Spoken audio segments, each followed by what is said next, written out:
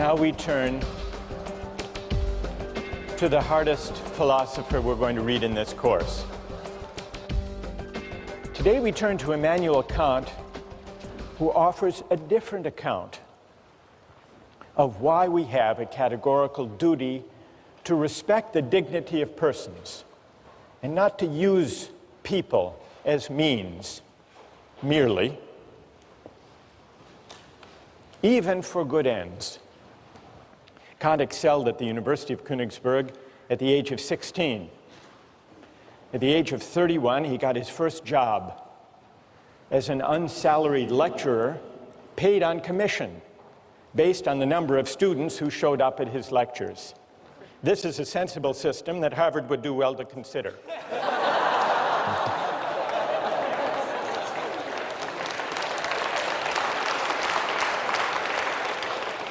Luckily for Kant, he was a popular lecturer and also an industrious one, and so he eked out a meager living.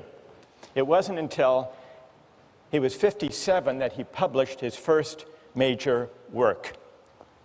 But it was worth the wait. The book was The Critique of Pure Reason, perhaps the most important work in all of modern philosophy. And a few years later, Kant wrote the groundwork for the metaphysics of morals, which we read in this course. I want to acknowledge, even before we start, that Kant is a difficult thinker. But it's important to try to figure out what he's saying, because what this book is about is, well, it's about what the supreme principle of morality is, number one, and it's also, it gives us an account, one of the most powerful accounts we have, of what freedom really is. So let me start today. Kant rejects utilitarianism. He thinks that the individual person, all human beings, have a certain dignity that commands our respect. The reason the individual is sacred, or the bearer of rights according to Kant, doesn't stem from the idea that we own ourselves, but instead from the idea that we are all rational beings. We're all rational beings, which simply means that we are beings who are capable of reason. We are also autonomous beings, which is to say that we are beings capable of acting and choosing freely. Now, this capacity for reason and freedom isn't the only capacity we have. We also have the capacity for pain and pleasure, for suffering and satisfaction.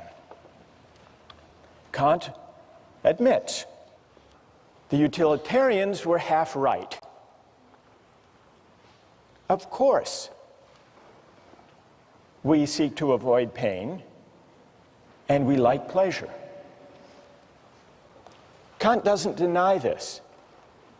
What he does deny is Bentham's claim that pain and pleasure are our sovereign masters. He thinks that's wrong. Kant thinks that it's our rational capacity that makes us distinctive, that makes us special, that sets us apart from and above mere animal existence. It makes us something more than just physical creatures with appetites. Now, we often think of freedom as simply consisting in doing what we want, or in the absence of obstacles to getting what we want. That's one way of thinking about freedom. But this isn't Kant's idea of freedom. Kant has a more stringent, demanding notion of what it means to be free. And though it's stringent and demanding, if you think it through, it's actually pretty persuasive. Kant reasons as follows. When we, like animals, seek after pleasure or the satisfaction of our desires or the avoidance of pain, when we do that, we aren't really acting freely. Why not? We're really acting as the slaves of those appetites and impulses. I didn't choose this particular hunger or that particular appetite. And so when I act to satisfy it, I'm just acting according to natural necessity. And for Kant, freedom is the opposite of necessity.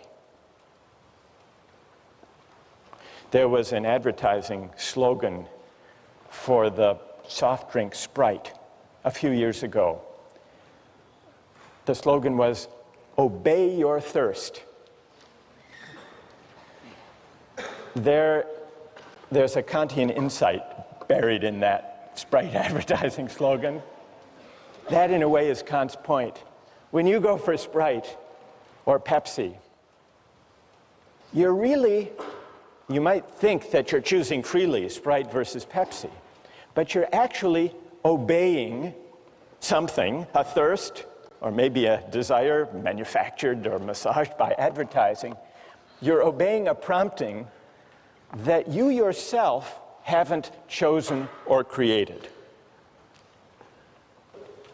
And here, it's worth noticing Kant's specially demanding idea of freedom. What way of acting, how can my will be determined if not by the promptings of nature or my hunger or my appetite or my desires?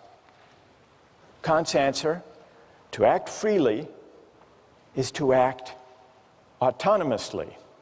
And to act autonomously is to act according to a law that I give myself, not according to the physical laws of nature or to the laws of cause and effect, which include my desire to eat or to drink or to choose this food in a restaurant over that.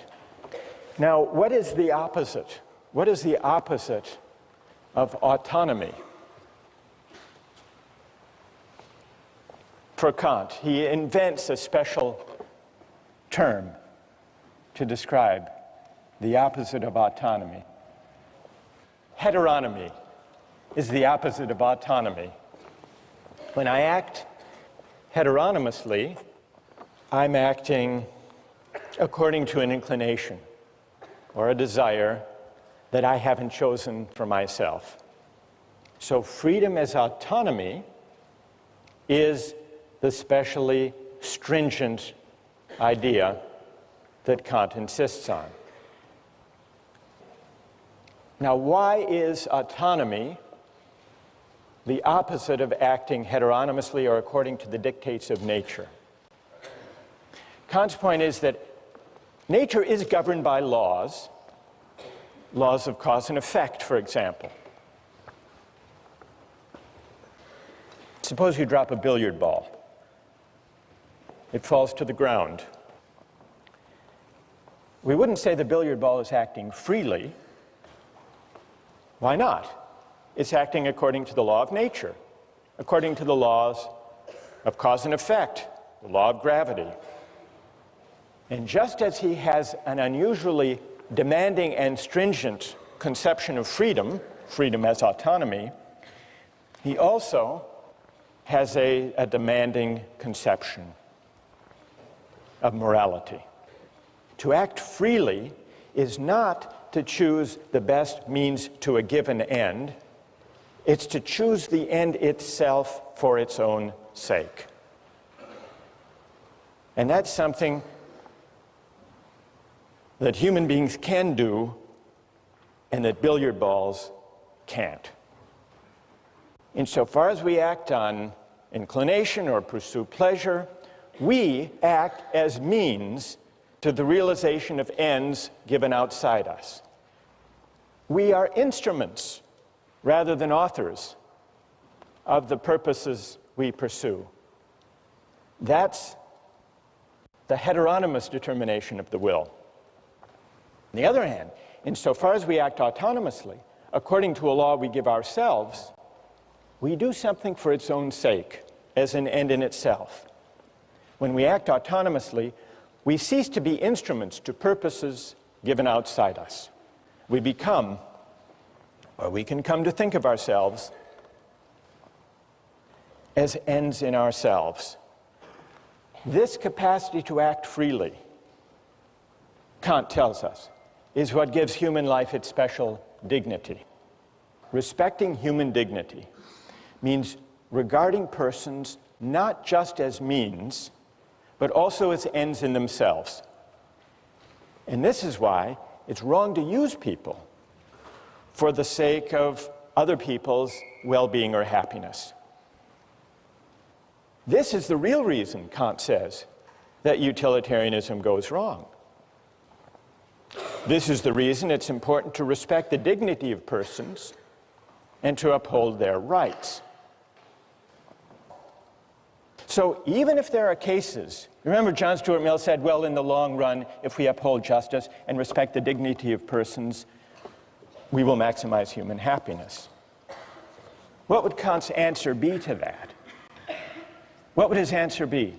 Even if that were true, even if the calculus worked out that way, even if you shouldn't throw the Christians to the lions because in the long run, fear will spread, the overall utility will decline. The utilitarian would be upholding justice and rights and respect for persons for the wrong reason, for a purely contingent reason, for an instrumental reason. It would still be using people, even where the calculus works out for the best in the long run, it would still be using people as means rather than respecting them as ends in themselves. So, that's Kant's idea of freedom as autonomy, and you can begin to see how it's connected to his idea of morality. But we still have to answer one more question. What gives an act its moral worth in the first place? If it can't be directed at utility or satisfying wants and desires, what gives an action its moral worth? This leads us from Kant's demanding idea of freedom to his demanding idea of morality. What does Kant say? What makes an action morally worthy consists not in the consequences or in the results that flow from it. What makes an action morally worthy has to do with the motive, with the quality of the will, with the intention for which the act is done. What matters is the motive, and the motive must be of a certain kind. So, the moral worth of an action depends on the motive for which it's done, and the important thing is that the person do the right thing for the right reason. A good will isn't good because of what it affects or accomplishes, Kant writes. It's good in itself. Even if by its utmost effort the good will accomplishes nothing, it would still shine like a jewel for its own sake, as something which has its full value in itself. And so for any action to be morally good, it's not enough that it should conform to the moral law. It must also be done for the sake of the moral law. The idea is that the motive confers the moral worth on an action. And the only kind of motive that can confer moral worth on an action is the motive of duty.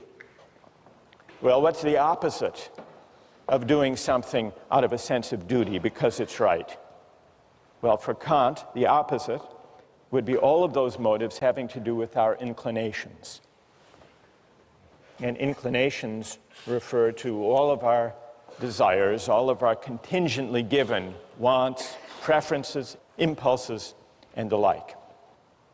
Only actions done for the sake of the moral law, for the sake of duty, only these actions have moral worth.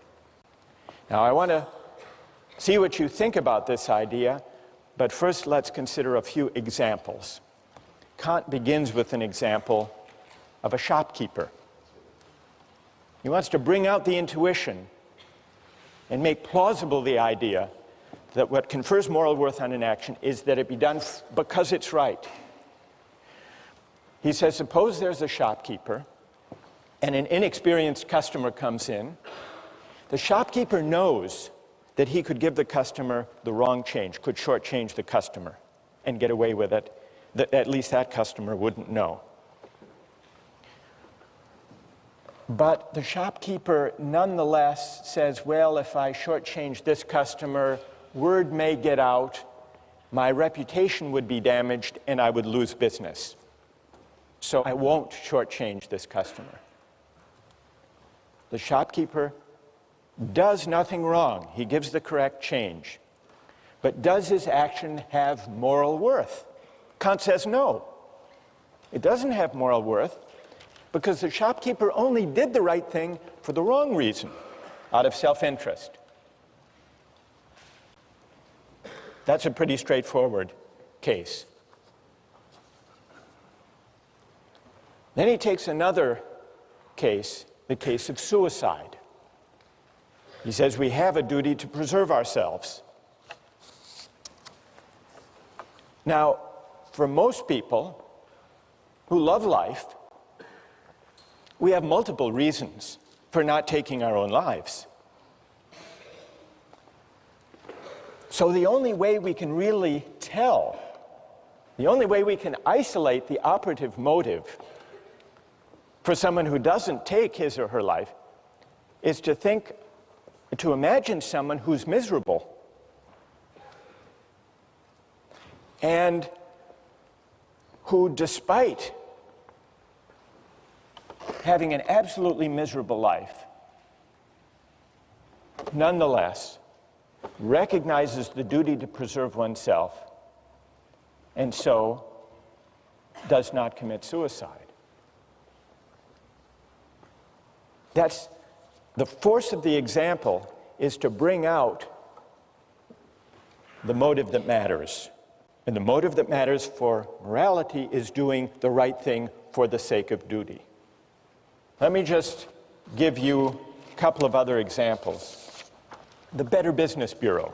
What's their slogan? The slogan of the Better Business Bureau? Honesty is the best policy. It's also the most profitable. This is the Better Business Bureau's full-page ad in the New York Times. Honesty. It's as important as any other asset, because a business that deals in truth, openness, and fair value cannot help but do well. Come join us and profit from it. What would Kant say about the moral worth of the honest dealings of members of the Better Business Bureau? What would he say? That here's a perfect example that if this is the reason that these companies deal honestly with their customers, their action lacks moral worth. This is Kant's point. Or a couple of years ago at the University of Maryland, there was a problem with cheating. And so they initiated an honor system. And they created a program with local merchants that if you signed the honor pledge, a pledge not to cheat, you would get discounts of 10 to 25% at local shops. Well, what would you think of someone motivated to uphold an honor code with the hope of discounts? It's the same as Kant's shopkeeper. The point is, what matters is the quality of the will, the character of the motive, and the relevant motive to morality can only be the motive of duty, not the motive of inclination. And when I act out of duty, when I resist as my motive for acting inclinations or self-interest even sympathy and altruism, only then am I acting freely. Only then am I acting autonomously. Only then is my will not determined or governed by external considerations. That's the link between Kant's idea of freedom and of morality. Now, I want to pause here to see if all of this is clear, or if you have some questions or puzzles. They can be questions of clarification, or they can be challenges, if you want to challenge this idea that only the motive of duty confers moral worth on the action. What do you think? Yes? Yeah, I actually have two questions of clarification. The first is, there seems to be an aspect of this that makes it sort of self-defeating, in that once you're conscious of what morality is, you can sort of alter your motive to achieve that end of morality. And secondly, give me an example of what you have in mind. The shopkeeper example, if he decides that he wants to give the person the money to do the right thing, and he decides that's his motive to do so because he wants to be moral, then isn't that sort of defeating isn't that sort of defeating the purity of his action if morality is determined by his motive? His motive is then to act morally. So you're imagining a case not of the purely selfish calculating shopkeeper, but of one who says, well, he may consider shortchanging the customer, but then he says, not, well, my reputation might suffer if word gets out, but instead he says, actually, I would like to be the kind of honest person who gives the right change to customers simply because it's the right thing to do. Or simply because I want to be moral. Because I want to be moral. I want to be a good person. And so I'm going to conform all of my actions to what morality requires.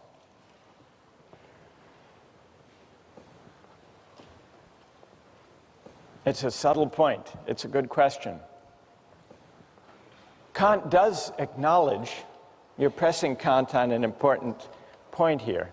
Kant does say there has to be some incentive to obey the moral law. It can't be a self-interested incentive. That would defeat it by definition. So he speaks of a different kind of incentive from an inclination. He speaks of reverence for the moral law. So if that shopkeeper says, I want to develop a reverence for the moral law, and so I'm going to act, and so I'm going to do the right thing, then I think he's there. He's there as far as Kant's concerned. Because he's formed his motive, his will is conforming to the moral law once he sees the importance of it. So it would count. It would count. All right, and then secondly, very quickly, what stops morality from becoming completely objective in this point?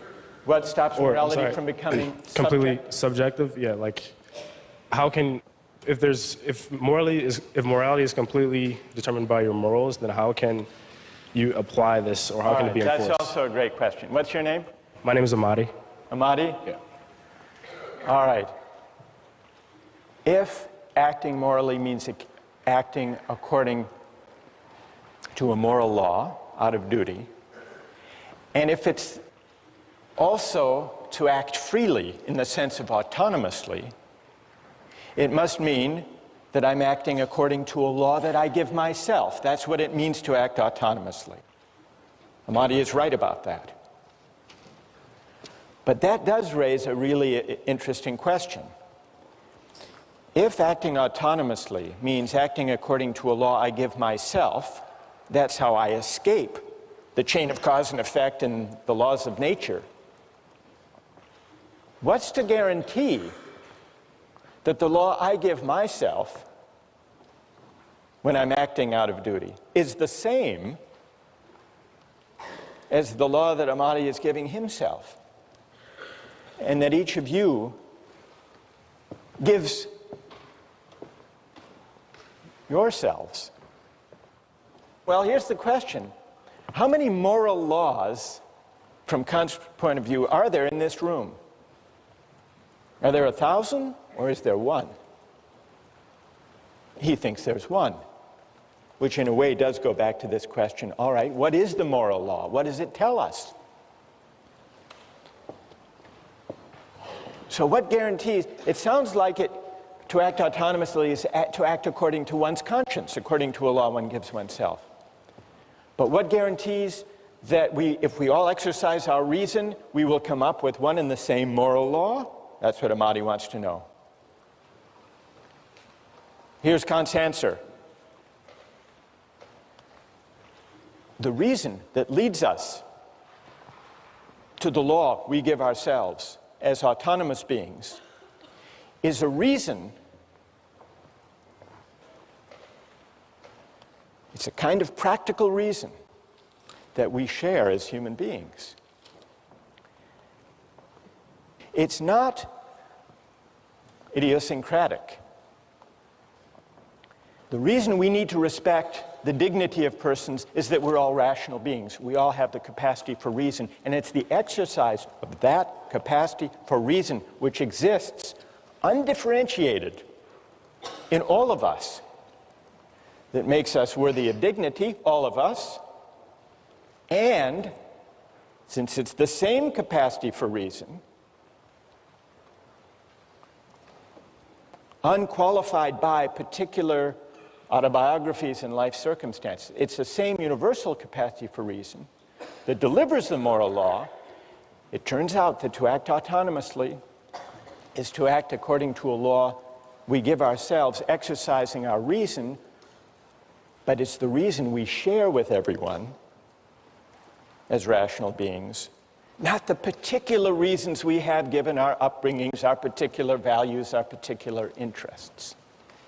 It's pure practical reason, in Kant's terms, which legislates a priori, regardless of any particular contingent or empirical ends.